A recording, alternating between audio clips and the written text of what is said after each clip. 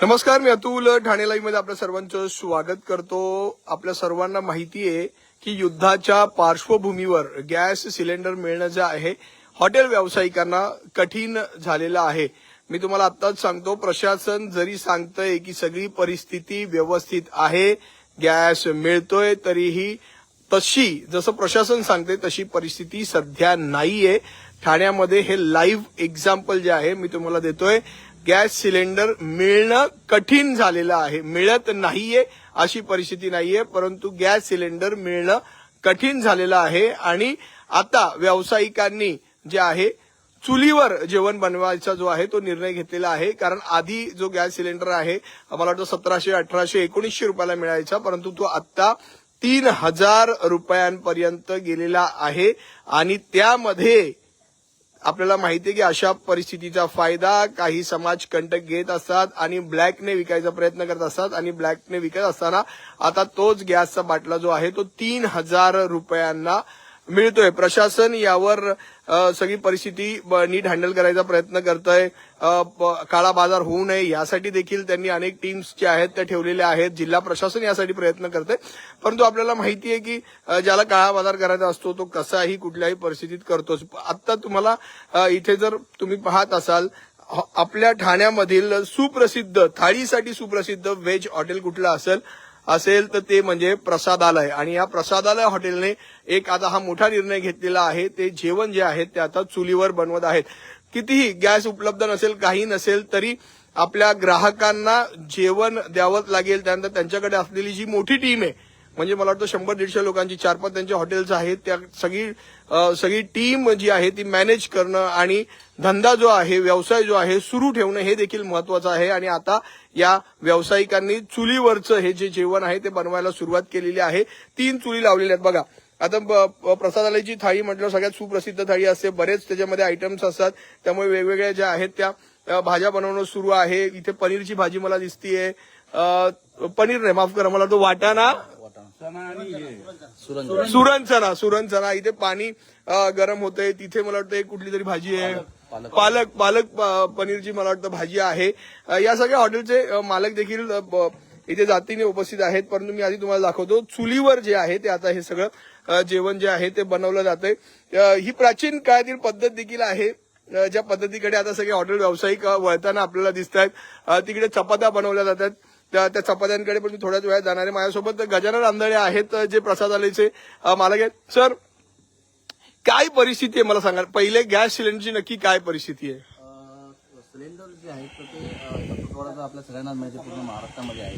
आणि ह्याच पार्श्वभूमीवरती आम्ही एक निर्णय घेतला की प्रसादालयाची जी थाळी आहे ती आपल्याला सातत्य आणि कंटिन्यूपणे चालू ठेवायची असेल तर आपल्याला काहीतरी वेगळा मार्ग निवडला पाहिजे। त्याच अनुषंगाने आम्ही येऊर येथे आमच्या या जागेत हे आपण बघत असेल हे लाईव्ह किचन इथे चालू केलेलं आहे, चुलीवरती आपल्या पारंपरिक पद्धतीने चालू केलेलं आहे। आणि ही थाळी 22-23 पदार्थाची थाळी जी आपण बघताय ती अशीच थाळी आम्ही सेम आपल्या प्रसादामध्ये ग्राहकांपर्यंत पोहोचवणार आहोत। गजाननजी, सध्या काय परिस्थिती, पहिले गॅस कितीला भेटायचा, आता कितीला गॅस भेटतोय? साधारणतः पहिले 1700-1800 त्या किमतीत आपल्याला गॅस भेटायचा, परंतु आज जर बघितलं तर 3000च्या वरती तो पण भेटणं कठीण झालेलं आहे। त्यामुळे फार एक चिंतेची परिस्थिती आहे। आणि अशा परिस्थितीत सुद्धा आम्ही अरुण पाटील साहेब असेल, मी असेल, गौड साहेब असेल, आम्ही सगळ्यांनी निर्णय घेतला की आपण चुलीवरती या ठिकाणी आपण जेवण बनवून आपण ग्राहकापर्यंत पोहोचूया। गजाननजी, प्रसादालय तर आहेत, परंतु बाकीच्या देखील तुमचे हॉटेल्स आहेत, तिथे देखील काय परिस्थिती आहे सध्या?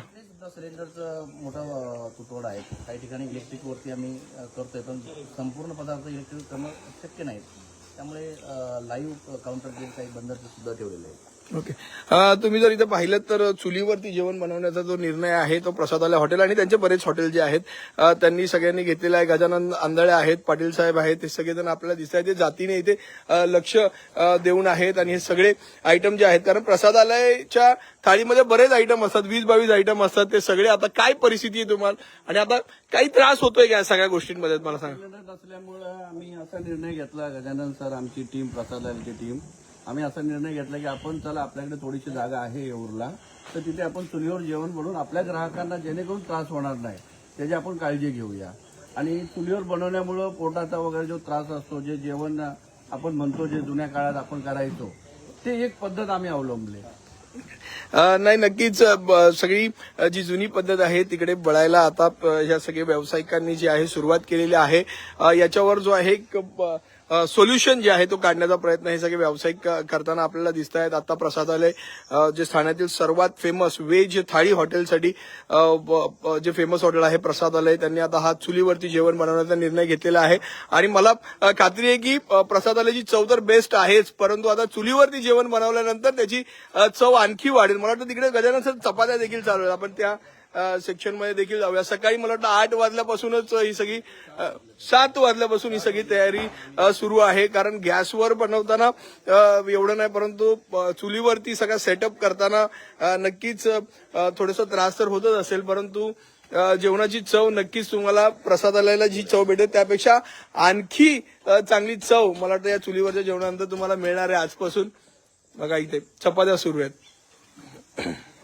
गजाननजी काय म्हणजे मी मगासपासून म्हणतोय तुमची थाळी बेस्ट आहे, जेवण बेस्ट आहे, चुलीवरती आता जेवण बनवणारे चव आणखी वाढेल मला असं वाटतंय. चुलीवरती आपल्या सर्वांना माहिती की चुलीवरती चव इन्हान्स होते, वाढते चव. आणि मला वाटतं आता आपल्या प्रसादालयाच्या ग्राहकांना एक नवीन चव, खास चव भेटणार आहे. मला वाटतं त्यासाठी आपण सर्वांनी आवर्जून एकदा या प्रसादालयामध्ये ती एक चुलीवरतीची चव घेण्यासाठी. आजकाल शहरात ही गोष्ट भेटत नाही, खेड्यात अजूनही बऱ्याच ठिकाणी चालू आहे. ती चव आज आपल्याला ठाणे मुंबई सारख्या ठिकाणी हॉटेलमध्ये बसून खायला मिळणार आहे. त्यामुळे प्रसादालय हॉटेलला तुम्ही म्हणजे जातच असाल बऱ्याच वेळा, आठवड्यातून एकदा तरी मी देखील जात असतो. परंतु आता जर आपण पाहिलं तर चुलीवरचं जेवण जे आहे एक प्रकारे आता तुम्हाला पुढील काही दिवसात अनुभवायला भेटणार आहे. आपल्याला माहिती आहे की गजानन महाराजांचा मोठा आशीर्वाद जो आहे तो या हॉटेलवर आहे. कारण प्रसादालय या हॉटेलमध्ये आपण गेल्यानंतर सर्वात आधी गजानन महाराजांचं छोटंसं मंदिर जे आहे ते तिथे आहे आणि गजानन महाराजांचा आशीर्वाद जो आहे तो या हॉटेलवर आणि सर्व ठाणेकरांवर आहेच. त्यामुळे या हॉटेलमध्ये येणारे ग्राहक सर्वात आधी गजानन महाराजांचं दर्शन घेतात आणि नंतरच जेवण तिथे करत असतात. आता हे सगळे आयटम जे आहेत ते इथे बनवणं तुम्ही पाहताय चालू आहे.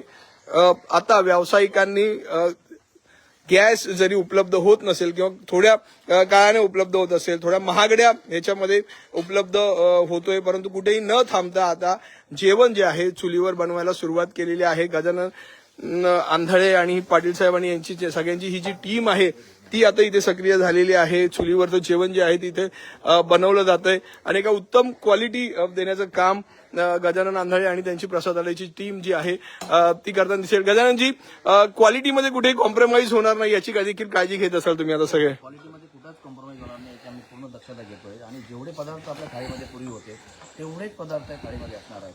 त्यामुळे उलट क्वालिटीमध्ये वाढीव गोष्ट आपल्याला भेटणार आहे. नक्कीच.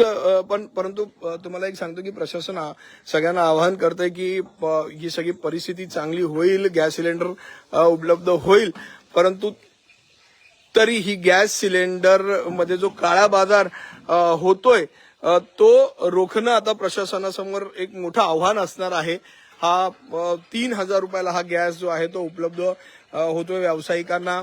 तो रेग्युलर उपलब्ध होईल, 1700-1800 रुपयाला उपलब्ध होईल. यासाठी आता प्रशासनाने एक कंबर कसायला हवी. कंबर कसलीच आहे. बरेचसे मेसेज जे आहेत ते जिल्हा प्रशासनाकडून येताना आपल्याला दिसत आहेत. प्रयत्न जिल्हा प्रशासनाचे, ठाणे महानगरपालिकेचे, जे काही संबंधित प्रशासन आहे त्यांचं सगळ्यांचे चाललेले आहेत की ही जी टंचाई निर्माण झालेली आहे, गॅस सिलेंडरची जी टंचाई निर्माण झालेली आहे ती कशा प्रकारे व्यवस्थित सुरळीत करता येईल यासाठी सगळ्यांचेच प्रयत्न सुरू आहे. इथेच नाही तर संपूर्ण भारत देखील, पंतप्रधान देखील या सगळ्या गोष्टींसाठी प्रयत्न करतायत. अनेक बातम्या आपल्या समोर त्या संदर्भामध्ये येत आहेत आणि हा जो गॅसचा तुटवडा निर्माण झालेला आहे तो नक्कीच काही दिवसांमध्ये सुरळीत होईल अशी आशा देखील आपण बाळगूया. मी शेवटचा प्रश्न गजानन आंधळेंकडे येतो. सर, काय आवाहन असेल आता तुमचं सरकारला? कारण सरकार देखील प्रयत्न करतंय त्यांच्या परीने, या सगळ्या गोष्टींशी ते पण झगडतायत, प्रयत्न करतायत सगळं सुरळीत व्हावं. आता काय तुमचं आव्हान आहे? सरकार सुद्धा प्रयत्न करतच आहात, परंतु ही परिस्थिती लवकर कुठेतरी संपली पाहिजे आणि परत पूर्ववत सगळं झालं पाहिजे अशी एक सरकारला विनंती आहे आणि अशी आशा बाळगतो. नाही, नक्कीच ही सगळी परिस्थिती आहे ती सुरळीत होईल आणि सगळं पुन्हा एकदा म्हणजे हॉटेल व्यावसायिक जे आहेत त्यांना पुन्हा एकदा गॅस ज्या दराने उपलब्ध होत होता त्या दराने पुन्हा एकदा मिळेल अशी आशा बाळगूया आणि सगळं पूर्वपदावर येऊन ठाण्यातले व्यावसायिक पुन्हा एकदा जोमाने व्यवसाय करतील. आताही व्यवसाय सुरू आहे, परंतु त्याच्यामध्ये कुठेतरी प्रतिसाद जो आहे तो थंड होताना दिसतोय.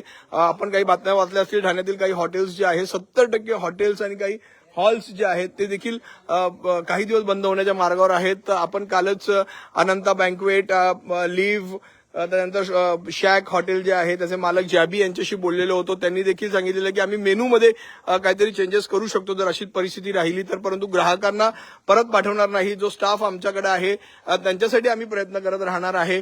आणि सरकारसोबत देखील हे सगळे हॉटेल व्यावसायिक आहेत असं देखील अनेक हॉटेल व्यावसायिक आपल्याला सांगताना दिसत आहेत. परंतु आता इथे पाहिलं तर प्रसादालय हे जे सगळ्यात ठाण्यातील व्हेज थाळीसाठी प्रसिद्ध असं हॉटेल आहे, त्यांनी आता चुलीवर जेवण बनवायचा निर्णय घेतलेला आहे आणि हे चुलीवर जेवण आता सुरू आहे. ठाणे लाईव्हचे अपडेट्स मिळवण्यासाठी आजच ठाणे लाईव्हला फॉलो करा. धन्यवाद.